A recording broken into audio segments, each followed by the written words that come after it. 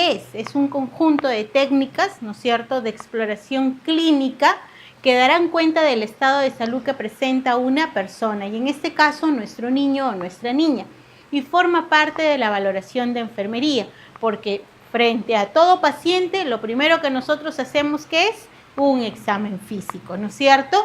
Y el examen físico es justamente pues toda la valoración clínica, la valoración completa de un niño. Y para que se cumpla el examen físico hay también condiciones que nosotros debemos tener para realizarlo en nuestro niño, ¿sí? El examen físico, por ejemplo, ¿cuándo lo vamos a realizar? Lo vamos a realizar una vez que llegue el niño, ¿sí? Y vamos a sacarle, por ejemplo, la ropita para pesarlo y tallarlo, ya podemos ir explorando, ¿sí? Porque vamos a ver, siguiente, que dentro del examen físico hay ciertas pautas que debemos tener en cuenta, ¿sí? ¿Cuáles son los principios generales que debemos tener en cuenta para realizar un adecuado examen físico? Es primero, un lugar apropiado, ¿sí? ¿Qué significa tener un lugar apropiado? Significa que sea o que tenga privacidad, ¿cierto? ¿Qué más? La temperatura ambiental. ¿Hacer un examen físico será igual en la sierra que en la costa? Si estamos a 4.000 metros sobre el nivel del mar, es distinto, ¿no? El examen físico de pronto resulta más dificultoso. Acá, por ejemplo, en nuestra misma sierra libarteña, los que han podido hacer sus serums, por ejemplo, en la sierra, ¿sí? Es distinto a la costa. Aquí en la costa generalmente la temperatura ambiental no baja de los 17, 18 grados, pero en la sierra, que están bajo cero, decirle, por ejemplo, a una mamá, ¿sabe qué, señora? Quítele la ropita a su niño. Entonces va a depender de costumbres, ¿no es cierto?, de este mismo lugar. Entonces, pero lo importante es que dentro del consultorio tengamos una temperatura ambiental adecuada. Y también otro de los puntos importantes es que tenga una buena iluminación. Entonces, por eso es que el consultorio de crecimiento y desarrollo no puede ser cualquier consultorio. Y ahí va nuevamente una pelea más que nos ganamos las enfermeras con otras áreas, ¿no? Porque nos dicen, la enfermera siempre quiere el mejor consultorio. No es que querramos el mejor consultorio, sino que de acuerdo a la necesidad que tenemos de evaluar a nuestros niños, es que deben cumplir nuestros ambientes ciertos requisitos, ¿no? Es como, por ejemplo, los ambientes de cadena de frío. No vamos a colocar las refrigeradoras en un ambiente cerrado, en un ambiente sin ventanas, ¿no? Tiene que ser iluminado. Igualmente, o más importante para hacer un examen físico en nuestros niños, debemos tener un lugar apropiado. ¿Qué más debemos tener? Debe estar implementado. Implementado es decir, que cumpla con el logro de los objetivos que se proponen en la valoración. ¿Qué implementación debe tener nuestro ambiente o nuestro consultorio? Mínimamente vamos a contar con nuestra camilla, ¿no es cierto? ¿Qué más debemos tener? La balanza, porque ahí vamos a pesar al niño, el tallímetro, pero también necesitamos otros instrumentos como el estetoscopio, como una linterna, ¿no es cierto?, para poder hacer toda nuestra valoración. Entonces, cuando nosotros queremos aperturar nuestro consultorio de crecimiento y desarrollo, que ahora lo podemos hacer incluso en forma particular, y excelente sería que, por ejemplo, acá tengamos un consultorio de crecimiento y desarrollo, ¿no?, en Trujillo. Las mamás, por ejemplo, que trabajamos y que no tenemos de repente el tiempo para ir a esperar a un establecimiento o es salud o MINSA, qué extraordinario sería que tengamos una profesional de enfermería que nos realice un control de crecimiento y desarrollo en forma particular, ¿no? Entonces, que cumpla con estos criterios para poder desarrollar su ambiente y poder implementar.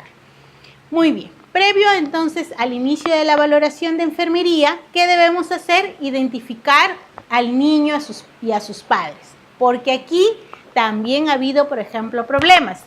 Pasa la niñita Luciana Jiménez. Luciana Jiménez pasa. Te terminas de evaluar todo. Su niña es Luciana Jiménez. No, es Fátima Pérez. Ya le evaluaste y le hiciste todo y resultó que era otra niña. ¿Ha pasado? Sí, ha pasado. ¿sí? Incluso ya está todo registrado y resulta que toda la valoración era de otra niña. Entonces, es importante identificar primero al niño y a sus padres, explicando el procedimiento a la madre o al niño según corresponda, ¿no? Inclusive ahora en nuestra norma técnica, ¿qué nos dice? Debemos explicar al niño, miren, explicar al niño el procedimiento que se va a realizar. ¿Qué hacemos generalmente? ¿Le explicamos al niño? No. ¿A quién le decimos? A la madre, ¿no? Señora, quítele la ropita de su niño y póngalo en la balanza. Ahora ya no es así, no debe ser así, ¿no? ¿Cómo se llame el bebé? De repente, a ver, Pepito, ¿no? O Lucianita, van a sacarte tu ropa porque te voy a pesar y te voy a tallar. ¿Sí? Entonces, es la forma como deberíamos realizarlo. Es importante que antes y durante el desarrollo de la valoración de enfermería observemos el estado, ¿sí?, general del niño. Cuando un niño llega a nuestro consultorio, nosotros podemos verlo en forma general, ¿no? Él viene con su ropita, viene acompañado de su mamá. Si de repente ya camina, la actitud que toma el niño, ya nosotros tenemos que ir evaluando. Hay niños que entran felices al consultorio, ¿no? Llegan y lo primero que hacen es buscar dónde están los juguetes, se sientan y se ponen a jugar. Pero hay niños que ni bien ven a la enfermera, gritan, ¡guau!, se ponen a llorar, ¿no? Entonces, por alguna experiencia que han tenido. Por ejemplo, yo le preguntaba a las mamás cuando los niños llegaban, ni bien pisaban el consultorio, se ponían a llorar. ¿Le ha pasado algo? No, señorita, es que el mes pasado le han vacunado y ya tiene miedo a entrar. Entonces ellos, ¿qué hacen? Relacionan, ¿no?, sus experiencias con el ambiente, con las personas. Entonces eso va marcando en los niños y tenemos que ir modificando de pronto esas situaciones que ellos han pasado. Entonces, ¿qué tenemos que hacer? Primero evaluamos en forma general el estado de conciencia, ¿no? Si el niño está despierto, si está activo o si está hipotónico, su orientación, si ya camina, su postura, ¿no?, y su grado de autonomía. Un niño normal, generalmente, ¿qué hace en el consultorio? Ingresa con la mamá muy tímido, muy cogido de su mamá.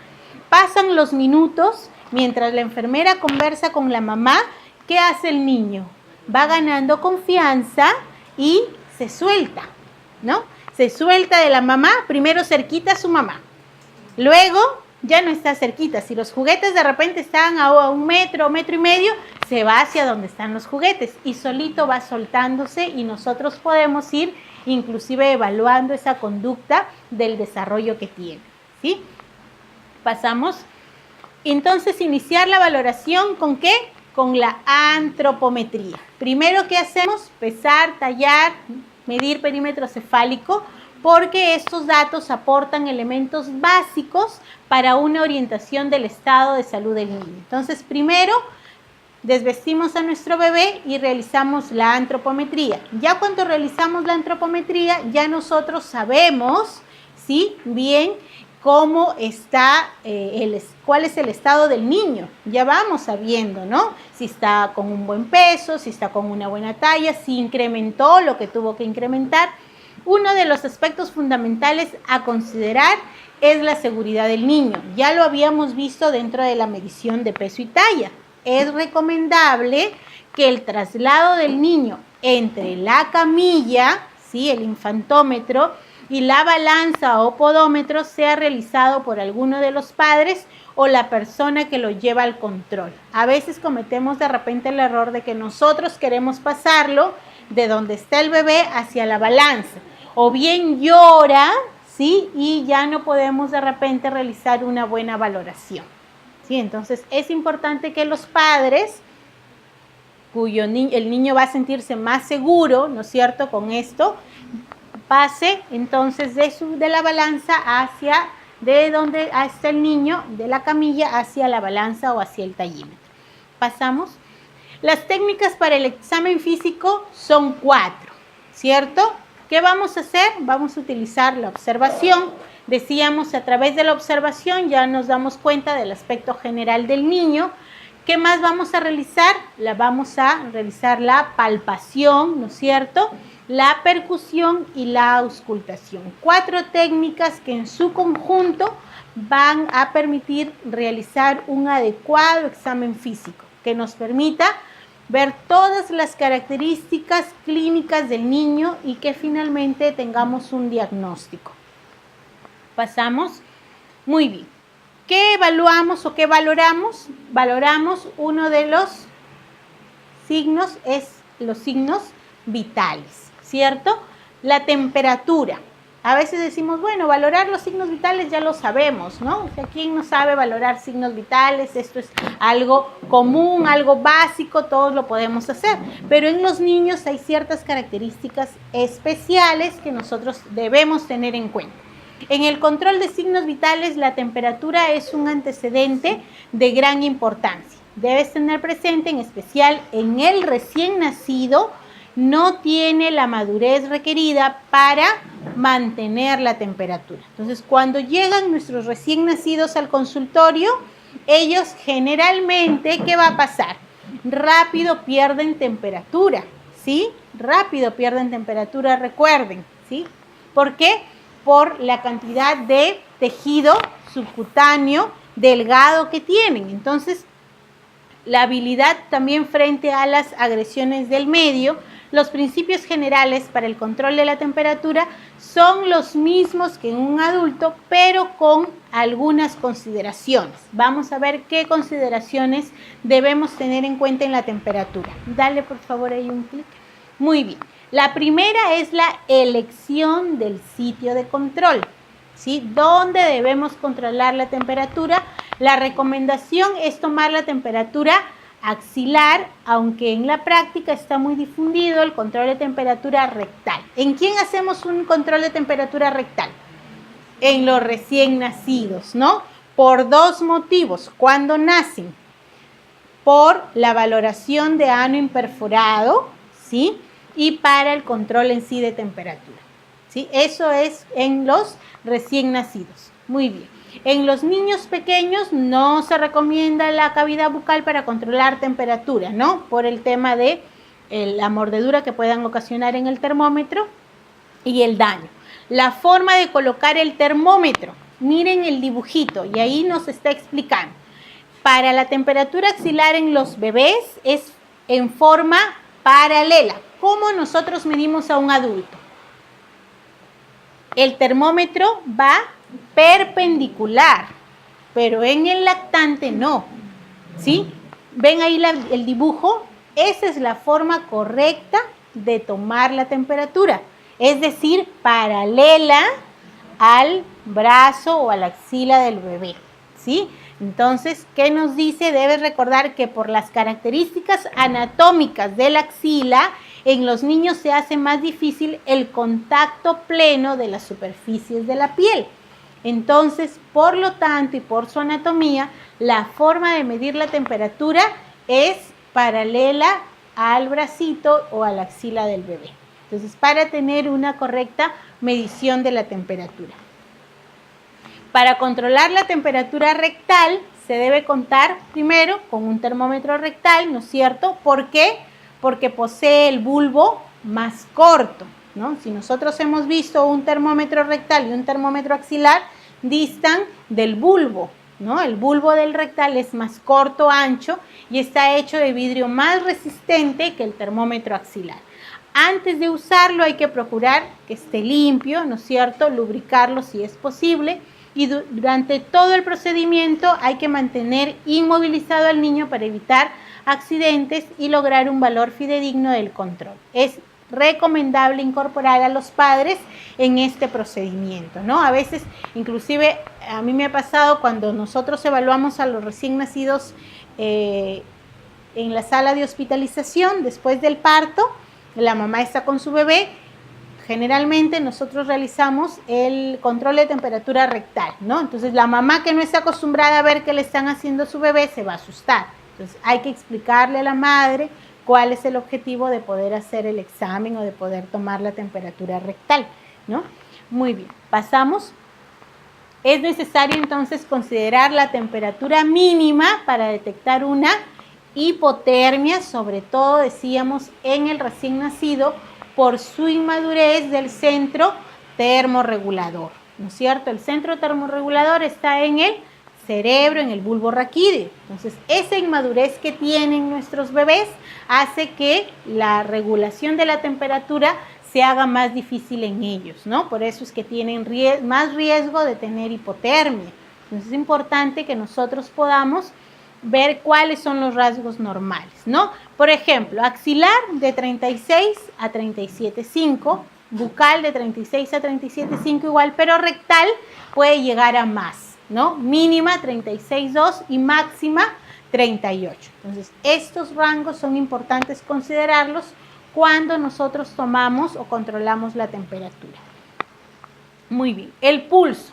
Para la valoración del pulso debe identificarse también según la edad del niño, ¿no es cierto? En el menor de 1 año, ¿dónde vamos a valorar? El pulso apical, ¿sí? Con el estetoscopio apoyado en la punta del corazón, así como está nuestra figurita. Así lo evaluamos en nuestro bebé. Recuerda que la frecuencia cardíaca varía de acuerdo a la actividad del niño. Si un niño viene corriendo porque ha estado saltando en espera, ¿cómo va a estar su ritmo cardíaco? Acelerado a que si un niño viene durmiendo, ¿no? Entonces, esto también es importante. Es muy importante que a lo menos una vez, miren, en la infancia se controlen y comparen los pulsos, ¿sí? Radial, pedio y femoral, con el fin de detectar alguna malformación en el sistema circulatorio. Nosotros lo tenemos al niño durante 5 años. Entonces, en esos 5 años, nosotros al menos una vez, ¿sí? Durante ese tiempo, debemos haber controlado estos 3 pulsos importantes, ¿sí? Entonces, eso, miren, también se hace durante el examen físico. Pasamos. Los rangos normales, ¿no? De acuerdo a las edades del niño, son sus pulsaciones. En el recién nacido, son incrementadas, ¿no?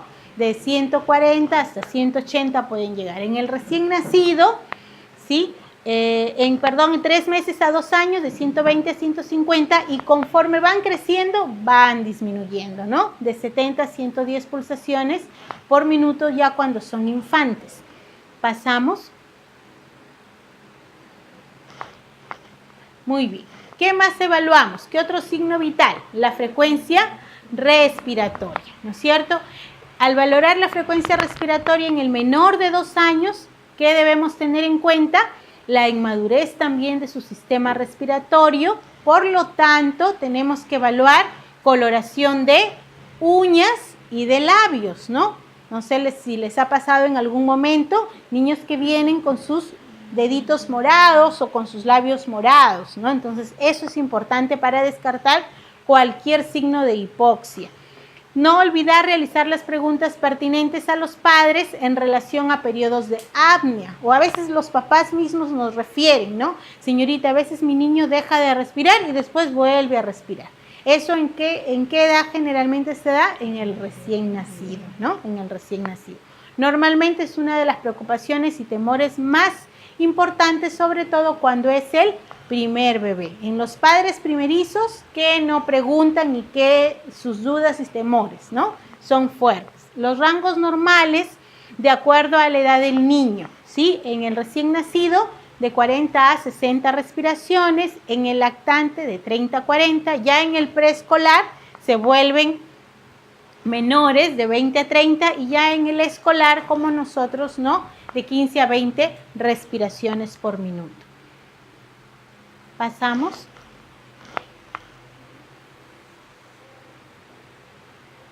Y aquí está nuestro bebé que le vamos a realizar el examen físico, y el examen físico se debe realizar de forma céfalo-caudal, ¿no es cierto? ¿Cómo realizamos entonces el examen? Empezamos por la cabeza.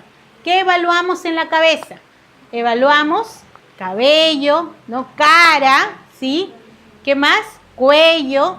¿Qué más evaluamos? Tórax, columna vertebral, el abdomen, ¿sí? Las extremidades, su sistema genitourinario, Lano y finalmente el examen neurológico, ¿sí? Si bien es cierto, no todo tiene un orden exacto, porque podemos ir evaluando a la par, ¿no? El examen neurológico lo evaluamos cuando evaluamos, por ejemplo, su aspecto general, ¿no? Si camina, sus reflejos, entonces vamos ya evaluando ciertas características del examen físico. Pasamos, vamos a ir viendo entonces aspecto por aspecto así minuciosamente. En la cabeza, ¿qué evaluamos en la cabeza? Vamos a palpar las suturas y las fontanelas, ¿no es cierto? Le damos otro clic. Ya está. En el cabello vamos a verificar la implantación. ¿Qué pasa, por ejemplo, en los niños con desnutrición? ¿Cómo está la implantación del cabello? Es débil, ¿no? El cabello uno le puede nada más delicadamente jalar y terminamos con el cabello en la mano. ¿Qué más? Su distribución. ¿Qué pasa en nuestros recién nacidos cuando la mamá le coloca en una sola posición? Llega la mamita al consultorio preocupada, ¿no? Que tiene ahí un hueco, que sin pelo el cabello. Entonces es porque a veces estar acostadito en una sola posición hace que esa zona se caiga el cabello y parezca anormal, ¿no? La textura también, si es gruesa, delgada, verificar el color del cabello. De repente mi hijito salió gringo, ¿no? No es que está gringo. ¿Qué pasa con el cabello cuando se pierde su color? Hay desnutrición, ¿no es cierto? Muy bien. El cuero cabelludo también, pediculosis e higiene. Vamos a ir viendo un poquito más acerca de y medir el perímetro cefálico. La medición del perímetro cefálico también es importantísima. Cuando realizamos la medición del perímetro cefálico, nosotros podemos encontrar lo siguiente, ¿sí? Evaluamos la cabeza, evaluamos fontanelas y si las fontanelas están prematuramente cerradas, ¿qué significa eso? Cuando cierra la fontanela anterior o bregmática, ¿a qué edad? Hasta los 18 meses, ¿sí? Entonces, cuando es un bebé, tiene 6 meses, 7 meses, todavía palpamos, ¿sí? La fontanela abierta. Entonces, cuando están prematuramente cerradas, es decir, ya está cerrada, tiene 6 meses y ya está cerrada, entonces, ¿qué podemos de repente presumir? Podemos presumir que tengamos frente a una microcefalia o un hipertiroidismo, ¿sí? Entonces, ¿qué necesitamos realizar? Una referencia, ¿no es cierto? O fontanelas abombadas. ¿Qué podemos presumir? Hidrocefalia o incluso meningitis. Entonces, es importante derivar al especialista y realizar el seguimiento, ¿sí? Entonces, no se nos debe pasar. Miren qué importante es poder realizar este tipo de evaluación. Pasamos de aquí. Dista cuando el bebé viene al mes. Nace en el hospital. En el hospital llega con cierta medición del perímetro cefálico. Y nosotros decimos, pero no, se han equivocado. Porque llega al mes y nosotros le tomamos el perímetro cefálico y de repente dista mucho. Entonces, no es que hayan tomado mal, sino que hay una situación de amoldamiento de la cabeza, ¿no es cierto?, en el momento del parto, y eso incluso hace que el perímetro cefálico cambie, inclusive de horas, ¿sí? Vamos a ver. Miren, ahí por ejemplo, ¿sí? Estas son las fontanelas que ya las hemos visto y que están de color azul. Y miren, minutos después del nacimiento, ¿cómo está la cabeza? Ovalada. ¿Y cómo está después de 24 horas? Redonda, ¿no? Entonces, en el primer parto normal, la presión sobre la cabeza causada por la estrechez del canal de nacimiento puede dar a la cabeza una forma oblonga, ¿no? Ovalada en vez de redonda. Esta deformación de la cabeza en los recién nacidos es común y generalmente desaparece al cabo de unos días. Entonces, es importante que tengamos en cuenta esta situación al momento de medir el perímetro cefálico en nuestros niños. Muy bien. ¿Qué más podemos ver en la cara? La carita de nuestro bebé. ¿Qué evaluamos? Evaluamos ojos, ¿no es cierto? ¿Y qué vamos a evaluar en los ojos? Debemos evaluar, observar párpados, ¿sí?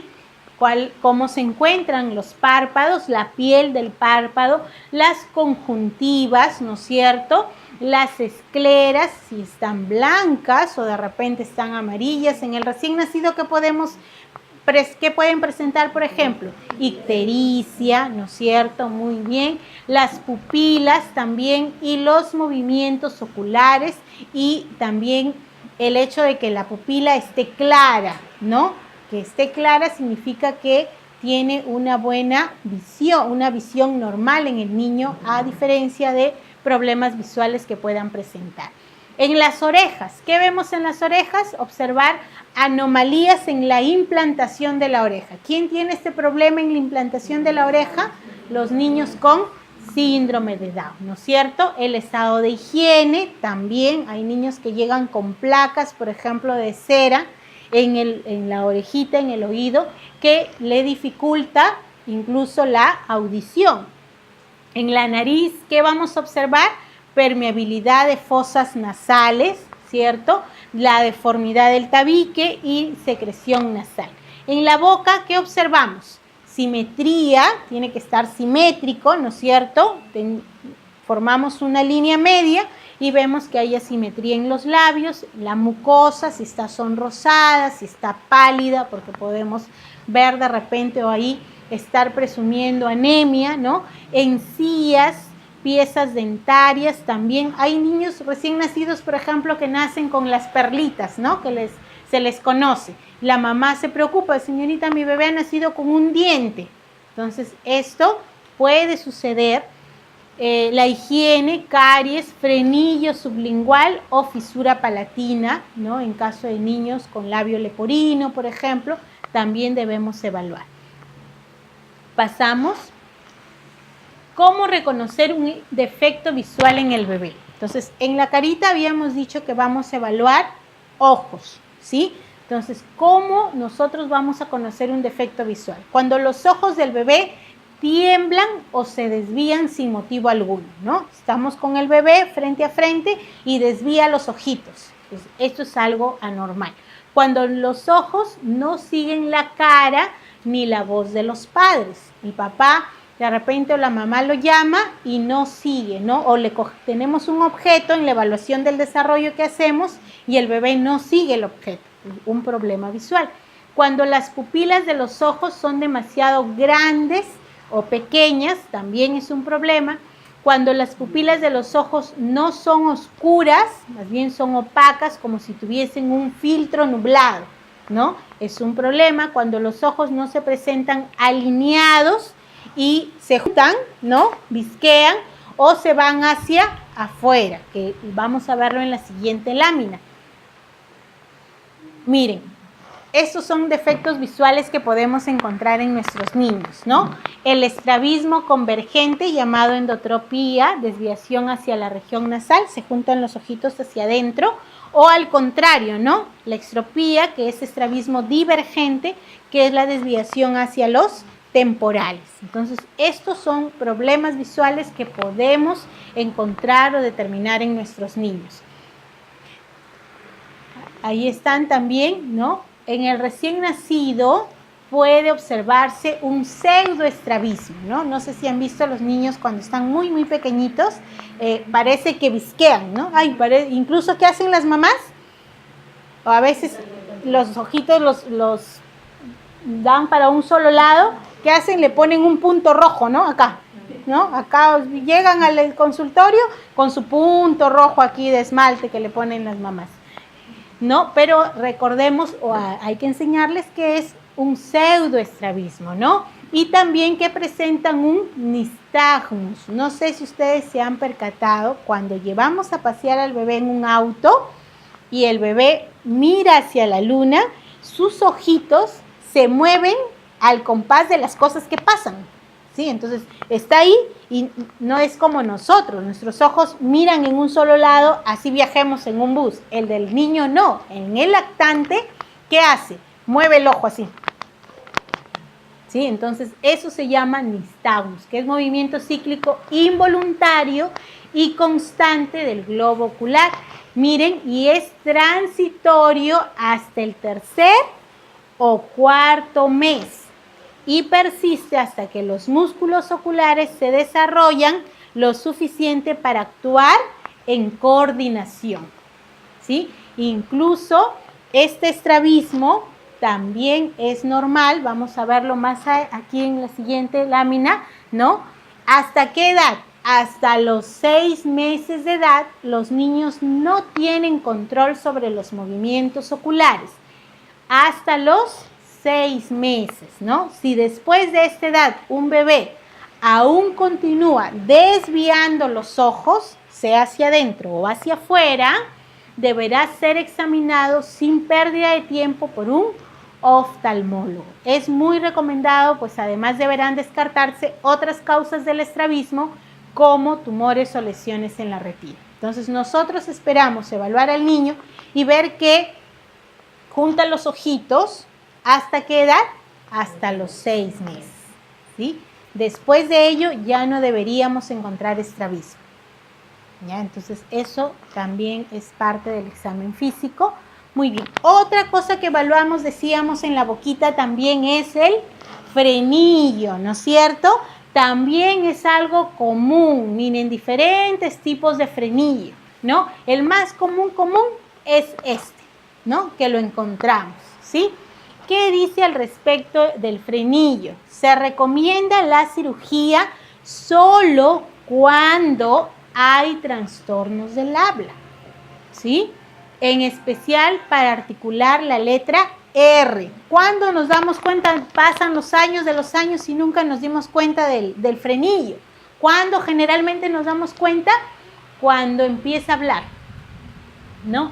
Y el niño no pronuncia bien la R, ¿no? Solo en aquellos niños que hayan sido evaluados por un profesional. En niños que no pueden sacar la lengua, también, ¿sí? Y tocarse el labio superior con la punta de la misma, ¿no? Acá hacemos un ejercicio. A ver, saquen la lengua todos y pongan la punta de la lengua en el labio superior. Todos podemos hacerlo porque no tenemos frenillo, ¿cierto? Entonces, el niño que tiene frenillo no lo puede hacer, ¿sí? En niños con incapacidad para tocar un instrumento de viento, en recién nacidos y lactantes que tienen inconveniente para alimentarse o succionar adecuadamente. En estos casos se recomienda la cirugía, ¿sí? Entonces es importante que nosotros evaluemos, ¿no? Por ejemplo, una colega pasó la experiencia de que estaba evaluando el niño, su examen físico normal, lo vacuna y cuando lo vacunamos el niño ¿qué hace? Grita, pues no, llora. Entonces llora, abre su boca y la colega se da cuenta que tiene frenillo, ¿no? Entonces aparentemente estaba bien todo, pero resulta que tenía frenillo y bueno, ya pasó al especialista, ¿no? Entonces eso también es importante poder tomar en cuenta. ¿Qué más tenemos? Tenemos también que evaluar a nuestro bebé en relación al cuello, ¿no es cierto? ¿Qué evaluamos? Simetría del cuello, ¿no es cierto? Tiene el mismo tamaño, dolor, tumoraciones y tamaño de los ganglios. Eso evaluamos en nuestros niños. Generalmente cuando un niño ya 2, 3 años ha pasado por un proceso infeccioso, un proceso respiratorio, ¿no? Estuvo con una faringitis o con una amigdalitis, ¿qué podemos encontrar? Podemos encontrar ganglios inflamados, ¿no? Entonces, eso tener en cuenta. En el abdomen, si es que hay distensión abdominal, sobre todo en los niños pequeñitos que se llenan de gases. El ombligo, ¿no? El cuidado de la higiene, sobre todo el ombligo en el recién nacido, ¿cierto? Porque, no sé si les ha pasado a ustedes, pero a mí sí me ha pasado que llegan mamis con sus bebés recién nacidos con unos ombligos, Dios mío, ¿no? Una onfalitis tremenda. Entonces hay que hacerle una higiene. Algunas mamás cuando son primerizas tienen mucho temor de coger el ombligo, ¿no? Incluso no los bañan, a los bebés por temor al ombligo. Y si más tienen a la abuelita o a la suegra, ¿no? Que les llenan de repente de algunas creencias, peor todavía, ¿no? Entonces llegan con ombligos infectados, llegan con ombligos malolientes, con secreción, ¿no? Y es terrible, pobres criaturitas. ¿O qué más vemos comúnmente? No sé si les pasa a ustedes. El ombligo con un, ¿cómo se llama? Chanito, ¿no? O un choloque, una bola, una bola, ¿no? Negrita ahí que les colocan. ¿Y qué más? Con la faja. ¿Para qué? ¿Qué dicen las mamis? Para que no se salga el ombligo, ¿no? Yo le digo, a veces les decía a las mamás, señora, yo la voy a amarrar a usted como un tamal a ver si puede respirar, ¿no? Entonces no se le hace eso al bebé porque ellos, su respiración no es torácica, su respiración es abdominal. Entonces nosotros le ponemos una faja en el abdomen al bebé, ¿qué hacemos? Interrumpir su respiración, ¿no? Entonces es importante palpar también, ¿no? Y hernias, que ya vamos a ver en cuanto a hernias, no sé si en algún momento han encontrado hernias también, porque a veces la mamá nos dice, no señorita, es que se sale su ombligo. Entonces a veces nosotros, no señora, pero hay que evaluar, saquemos la faja, sacamos la pelotita que tiene en el ombligo y palpamos. Y sí ha habido casos de hernias, entonces, ¿qué hacer en caso de una hernia? Vamos a también evaluar el tórax. ¿Qué observamos? Asimetría, ¿no es cierto? Movimientos respiratorios, tiraje en caso de que tenga problemas respiratorios, auscultar ruidos cardíacos y respiratorios anormales. De pronto evaluamos al bebé, auscultamos su ruido cardíaco y por ahí nos podemos encontrar con algún soplo, ¿sí? Entonces también todo ello debemos de evaluar. Miren, aquí está la hernia. No sé si alguna vez han encontrado, yo sí he encontrado estos casitos, ¿no? De bebés con hernias. ¿Qué es una hernia umbilical? Es un abultamiento, ¿no? De la pared abdominal junto al ombligo, en el que algunas veces contiene tejido abdominal, una asa intestinal, grasa o fluido, ¿no? Está presente usualmente desde el nacimiento, ¿sí? Hay generalmente podemos encontrar una hernia fisiológica que se conoce, ¿no? En el nacimiento y no son peligrosas ni dolorosas. Por eso le decimos a la mami, señora, no se preocupe, ¿no? Que esto, conforme su niño crece, va a ir mejorando. La mayoría de las hernias umbilicales se cierran, miren, por sí solas, sin tratamiento, a los 4 a 5 años y usualmente dentro del primer año de vida, ¿sí? La reparación quirúrgica solo es necesaria si persiste luego de esta edad, o sea, luego de los 4 años, ¿sí? Porque puede cerrarse. Se cierra generalmente en el primer año de vida, pero podemos esperar más. La probabilidad de que cierre por sí sola depende del tamaño de la hernia, ¿no? Si es una hernia que nosotros vemos de gran diámetro, entonces no vamos a esperar que cierre sola, tenemos que referirlo con el cirujano, con el especialista, ¿sí? Entonces es importante, miren, poder evaluar constantemente. Nuestra norma técnica nos indica evaluar al niño menor de 12 meses mensual, ¿no? Justamente por estos cambios que pueden darse en nuestros niños. Pasamos. La columna vertebral. ¿Qué vamos a observar en la columna vertebral? Vamos a verificar desviaciones quizás de la curvatura de la columna, ¿no? Lordosis, escoliosis, sifosis. Vamos a observar asimetría, rigidez, ¿no? Y la postura. ¿Cómo es su postura cuando está sentado el niño, cuando está de pie y cuando está acostado? Entonces, esto evaluamos en la columna vertebral y ahí podemos encontrar, no verificar en la columna vertebral, sobre todo en el recién nacido, la presencia de espina bífida, ¿no? La presencia de espina bífida. Un bulto graso, ¿no? Sobre la columna, una mancha rojiza o una sola de pelos largos anormales, ¿no? Entonces, ¿qué es la espina bífida? Un orificio cutáneo en cualquier zona desde el cuello hasta la región sacra coxigia, ¿no? Que podemos encontrar y que puede determinar que el niño tenga una espina bífida. En las extremidades, ¿qué observamos? Simetrías, ¿no? ¿Cómo evaluamos las extremidades de un bebé? Es importante también evaluar pliegues, ¿no? La simetría en los pliegues. Volteamos al bebé boca abajo, juntamos las piernitas y los pliegues, tanto de debajo del glúteo como en la pierna, tiene que estar al mismo nivel, ¿cierto? Tenemos que descartar también ciertas displasias de cadera, ¿no?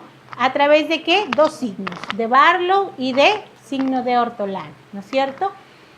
Al año 6 meses observamos dificultad para la marcha, si es que hubiera. Al año 6 meses nuestros niños deberían caminar solos, ¿no? Si hay dificultad, la observamos ahí. Si hay piernitas arqueadas, incluso si meten el piecito, ¿no? Entonces tienen a veces ese problema también. Y solamente el arco plantar, o sea, la evaluación de pie plano, se hace a partir de los 2 años. Porque a veces llegan las mamis y dicen, ¿sabe qué? No, mi suegra me ha dicho que tiene pie plano, y tiene 1 año de edad el bebé. Entonces, no se puede evaluar. Recién a partir de los 2 años podemos tener un diagnóstico de pie plano, ¿sí? Entonces, si tenemos un diagnóstico de pie plano, tenemos que derivarlo al ortopedista, ¿no es cierto? Muy bien. Aquí está, miren, la maniobra de Barlow. ¿En quién se hace?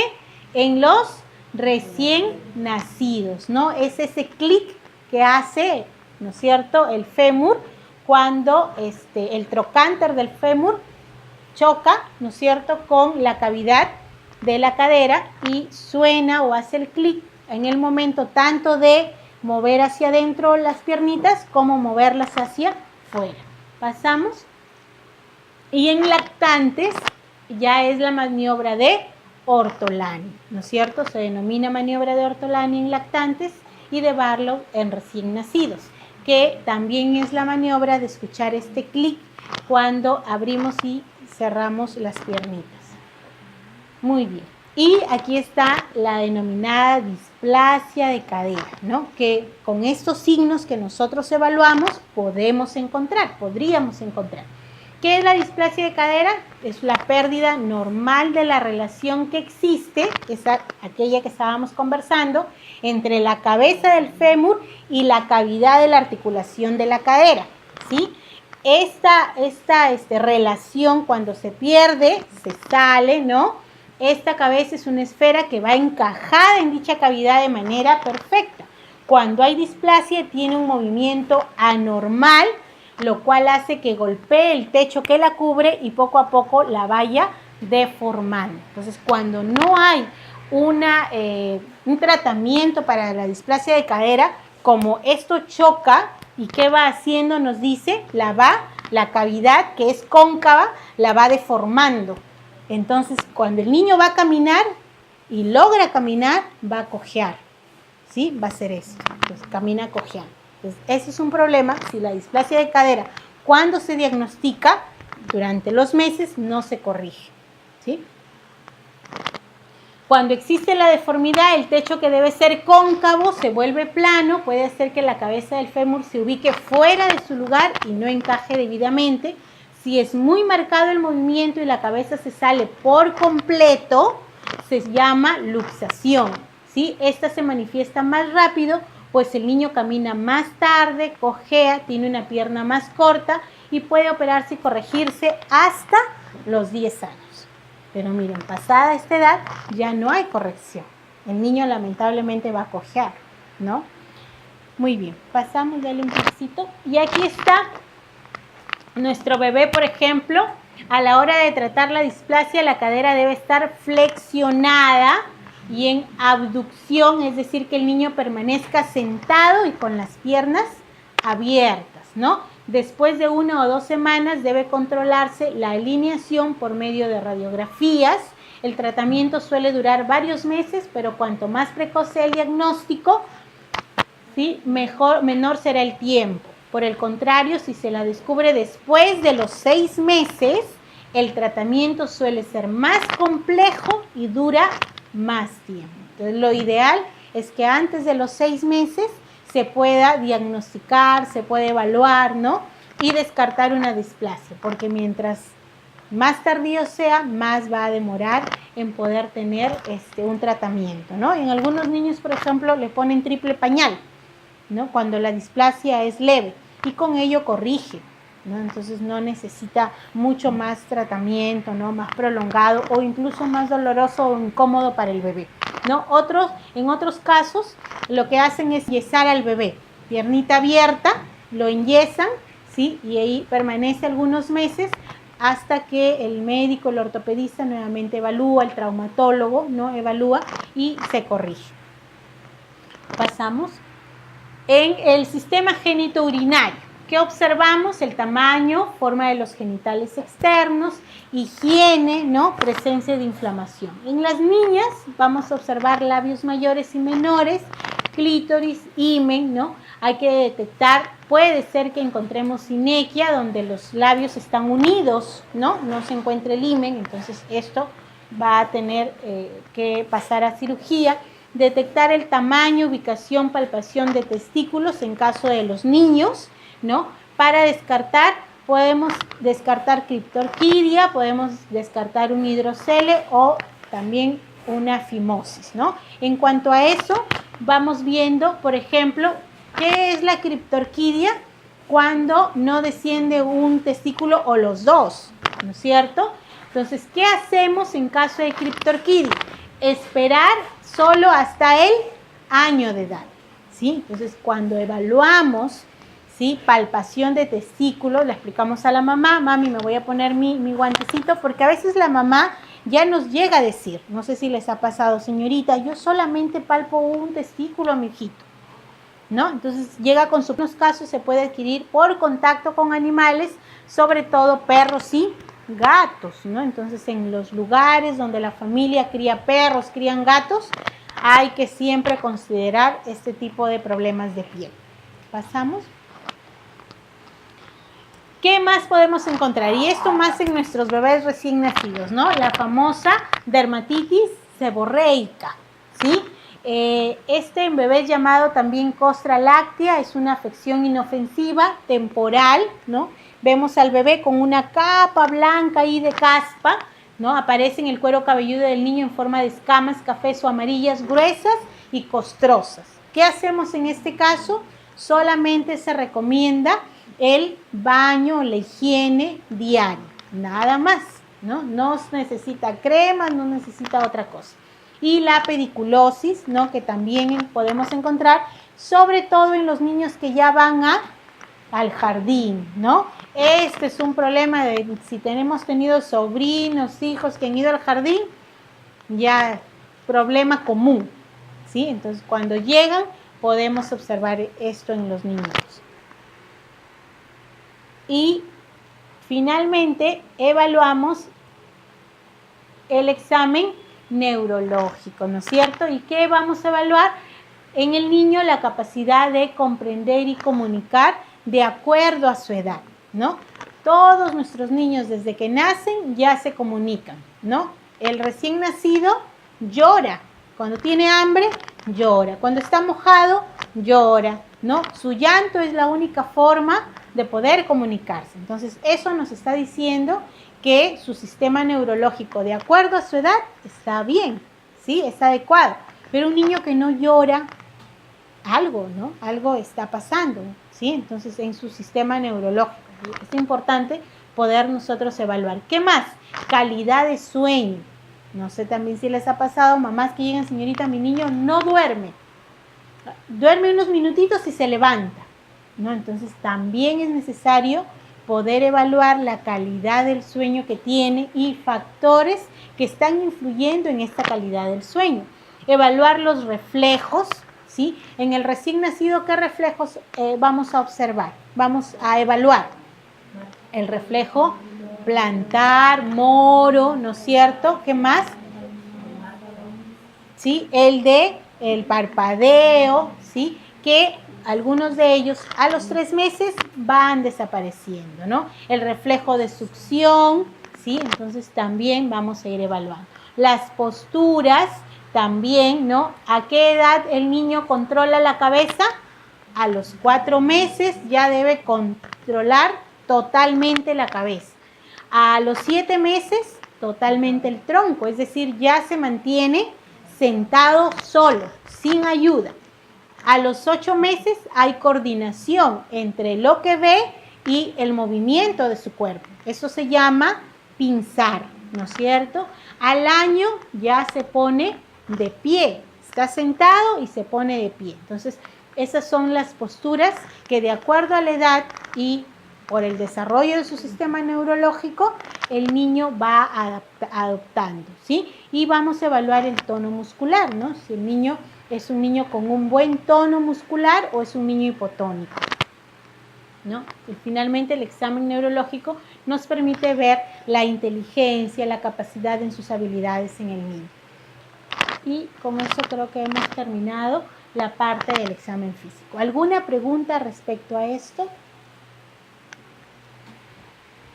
Hemos tocado varios aspectos del examen físico en el niño, ¿no? Casos que de repente se han podido dar, ¿sí? Ustedes de repente que han encontrado alguna situación respecto al examen físico, ¿se realiza el examen físico? Como lo hemos visto, ¿qué dicen? A ver. De manera general, ¿no? Muy poco es que de repente nos tomamos el tiempo para poder hacer un examen físico tan exhaustivo como este que hemos revisado. Sin embargo, miren que sí es importante detenernos porque podemos encontrar problemas, ¿no? Físicos en nuestros niños que de repente más adelante, si es que se tratan, van a tener un tratamiento. Tiene tos, pasa al médico. ¿El médico hace un examen físico? No lo hace, ¿no? Entonces, ¿dónde es que se realiza el examen físico o se debería realizar el examen físico? En el control de crecimiento y desarrollo, ¿no? Entonces, como yo les decía en algún momento, se tiene una gran responsabilidad, ¿no? El profesional de enfermería que realiza el control de crecimiento y desarrollo tiene una gran responsabilidad con este futuro ciudadano que se va a formar, ¿no? Ya vimos, como en el video, por ejemplo, en relación a cuánto aportamos nosotros como enfermeras para poder lograr que el niño no entre en una desnutrición crónica. O sea, somos responsables también, ¿no? No es solo la familia, no es la sociedad. Como profesionales sí, porque las que realizamos el control somos nosotras. El impacto que debe tener el control de crecimiento y desarrollo es grande, ¿no? En negativo o en positivo. ¿Sí? Vamos a ver un último video, con esto estamos terminando.